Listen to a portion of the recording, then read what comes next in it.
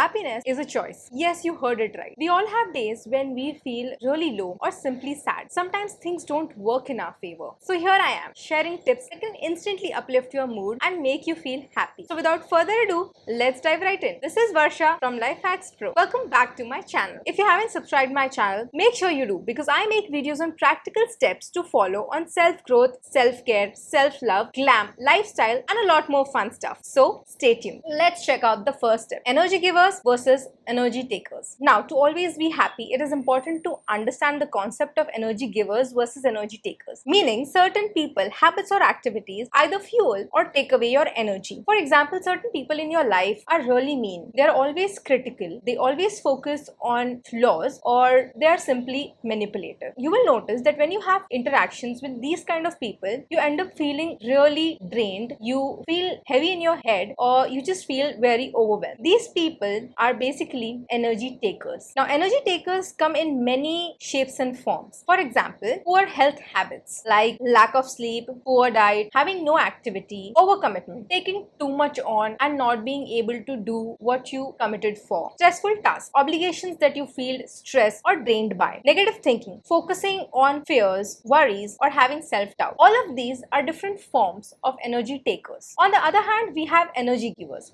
Now, these are things or interactions which essentially make you feel really energized and nice. These are usually things like healthy habits, so daily exercise, when you eat healthy, or interactions with people who make you feel happy. Self-care. Taking out time for yourself always makes you happy. It helps you recharge and refuel. Learning and growth. Engaging in activities and new challenges for personal development. These are all energy givers. When you meet people and have interactions that are positive, you feel good. When you do activities which you enjoy, you end up feeling nice and happy and more energized than ever. You will notice when you have interactions or you do activities like this, you end up feeling really nice, you enjoy yourself, and you feel really energetic. These are all energy givers. So it's important to understand and identify your energy givers and energy takers in order to always feel happy or uplift yourself whenever necessary, so that you can prioritize that in your life. Now, an actionable step in this case would be to actually make a list of energy givers versus energy takers. So what I usually do is, on my notes app, I make a list of things that make me feel happy and things that make me feel low. At this point, what you could do is you could just take a pause and make your own list of things that make you feel happy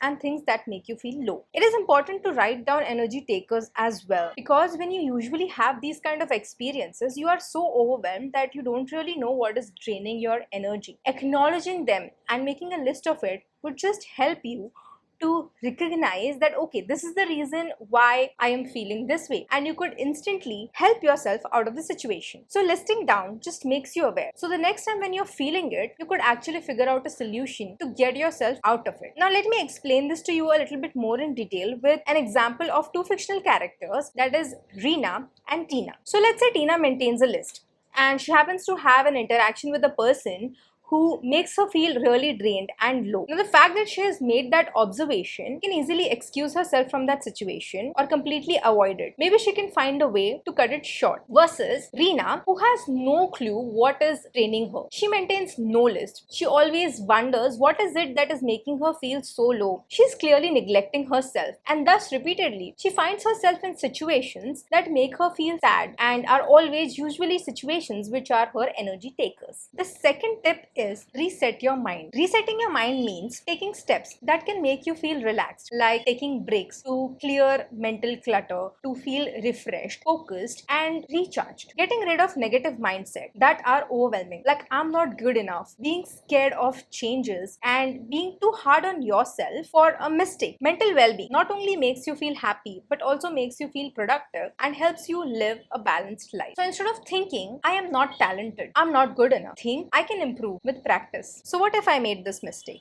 I'm smarter now. I have learned from my mistake. Let's call our imaginary characters Reena and Tina to understand this concept. So let's say Reena always keeps working And because she overcommits, she always have a lot of work related obligations. That means she has a lot of endless list of things she needs to work on, and eventually she fails, and then she ends up being demotivated and sad all the time. Whereas Tina, she makes sure she takes breaks. She plans her day in such a way that she has some time free for herself. Now this is the time she does things that she likes. On the day when she fails, she learns from her mistake. Next time I'll do better. As a result, Tina feels more fulfilled and leads a happy life. So actionable steps here would be: pause and breathe. Take a deep breath and practice mindfulness. Take a break when you feel that there is a lot going in your mind. Just go take a long walk or just breathe in and breathe out. Along with this, make sure you engage in activities that you enjoy, things that make you feel nice, like reading or listening to music. Reassure yourself, I can. With a little bit practice, I can. It's okay if I take more time, but I can do it. Tip number 3, take small actions towards self-care. Self-care contributes a lot to your happiness or when you feel sad, when day is not going as you planned. And it doesn't always need to be grand gestures. It could be simple things like just taking a walk, go grab a coffee and people watch. Learn to say no. There is no reason why you should not prioritize yourself. Be proud and accept who you are. Write down 5 of your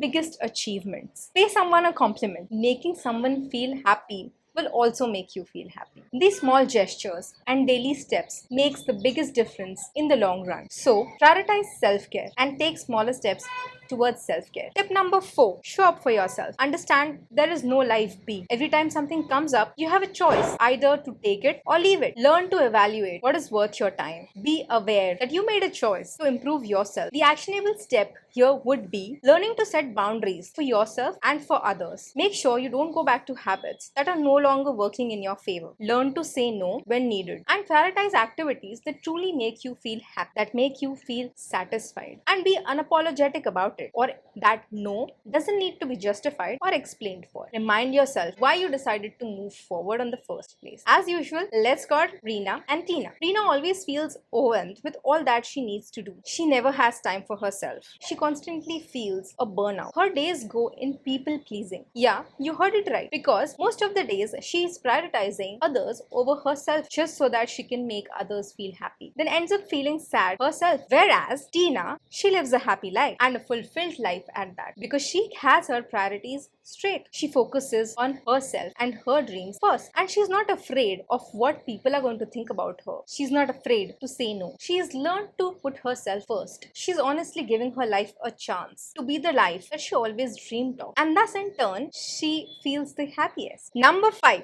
access your happy chemicals. Did you know right now you have natural chemicals working in your body that will make you feel happy? And those 4 happy chemicals are oxytocin, dopamine, serotonin, and endorphins. For example, dopamine is responsible for motivation and reward, what makes you feel accomplished when you complete a task. So to access dopamine, make a small to-do list and complete it. Try something new. Listen to music. Serotonin regulates your mood, overall well-being, and sleep. To access serotonin, get some sunlight, practice gratitude, exercise, eat healthy, or meditate. Number 3, oxytocin. That's a love hormone that helps you feel comfortable, attached, connected to others, and fosters trust and empathy. So to access oxytocin, hug someone, play with your pet, get or give a massage, compliment someone. 4th and the last one, endorphins. Endorphins are chemicals that are released during certain kind of activities. They are natural painkillers. So to access endorphins, exercise regularly, laugh, enjoy a dark chocolate or spicy food only if you like them, create music or art. That's it, you guys. That's how you can instantly uplift your mood and make yourself feel better even when you are sad. These tips can make you feel amazing whenever you want, or simply being mindful of these things can enhance your overall well-being and living experience. So take control, level up your life, and choose happiness. Hope you like these tips and tricks. Don't forget to like, share, subscribe for more videos like this. Life Hacks Pro signing off. Bye.